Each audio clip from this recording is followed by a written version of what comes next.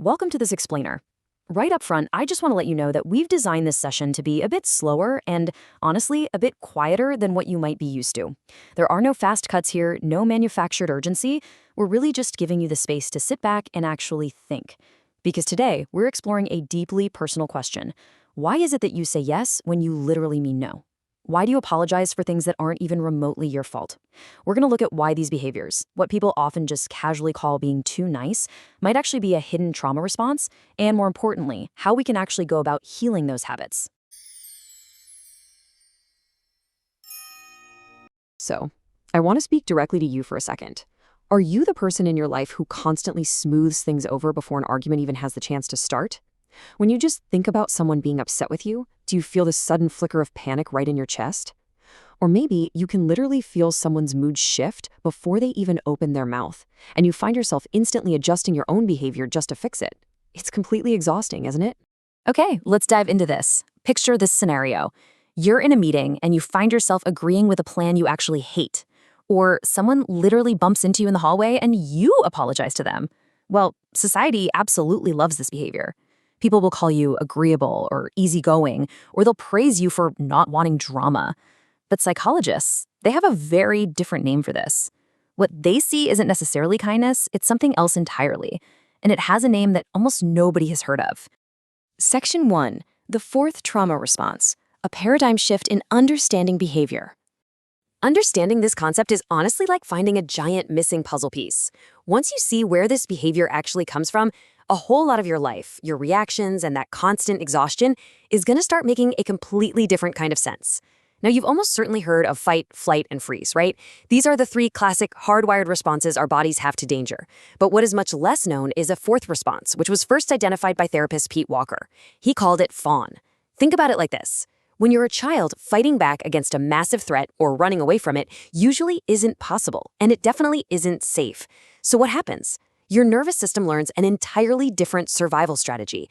It learns to become agreeable enough, helpful enough, and pleasant enough that the threat simply has no reason to escalate. Now, what's really interesting about this slide is how it completely reframes everything you probably thought you knew about yourself. This fawning behavior, it is not a weakness. It is not some ingrained personality trait that you were just born with. It's an automatic nervous system decision. Your body decided very early on and completely automatically that appeasing danger was much, much safer than confronting it or trying to escape it. You didn't choose to be too nice. Your nervous system chose to keep you alive and safe. Section 2, where the pattern begins, tracing the roots of fawning. So, if we didn't consciously choose this, where does it actually come from? Well, we need to look at the specific environments where this subconscious survival strategy originally takes root. Fawning almost always begins in childhood. It breeds in homes where love felt conditional, where you only felt safe and loved when you were being good or quiet. It absolutely thrives in environments where a parent or caregiver's mood was wildly unpredictable. In these environments, a child learns to become a master at constantly scanning the room for subtle shifts in mood, adjusting their own behavior well in advance to prevent an outburst. If conflict or a caregiver's withdrawal felt like a genuine threat to your survival, well, becoming hyper-agreeable was an absolutely brilliant, reasonable way to stay safe. Therapists actually connect this fawning response directly to attachment styles, specifically anxious attachment. And this isn't just about some superficial fear of someone getting mad at you for a minute. It is a profound, deep-seated fear of abandonment. The hypervigilance, the constant people-pleasing, it's all driven by this terrifying underlying thought. If they get angry, they might leave me entirely. It's also heavily linked to disorganized attachment. This is an incredibly confusing state for a child's nervous system. It's where you have a conflicting drive to seek comfort from the exact same person who is actually causing you fear. Over time, these attachment wounds quite literally hardwire the fawn response into your brain.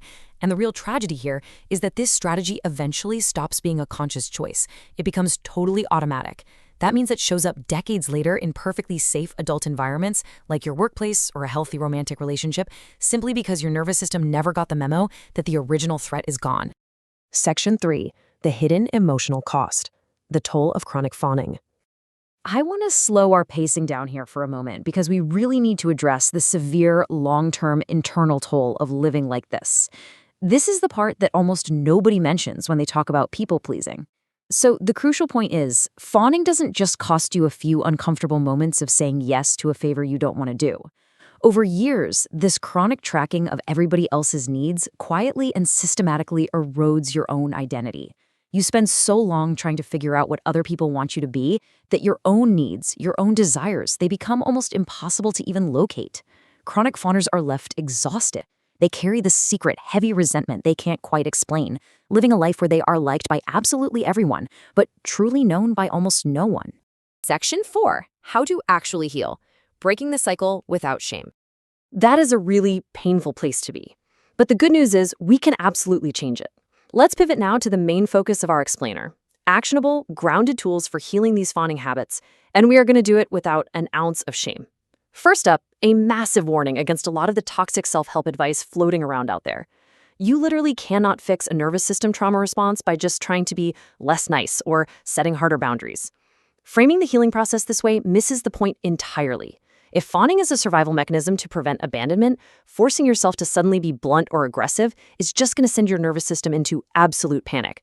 Actually, scratch that. It doesn't just cause panic. It usually just adds massive guilt right on top of your existing exhaustion.